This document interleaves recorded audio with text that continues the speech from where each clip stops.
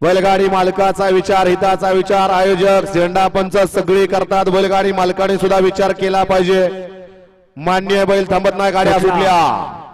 जय हनुमान केसरी मैदानातील 3 सुटला आणि 3 मध्ये 5 गाड्या पळतात आणि 5 जणांच्यात लढत चालू आहे.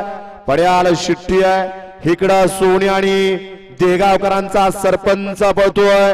अतिशय सुंदर आणि शेवटच्या क्षणाला बाजी मारली की काय निकाल गेला पंचांकडं.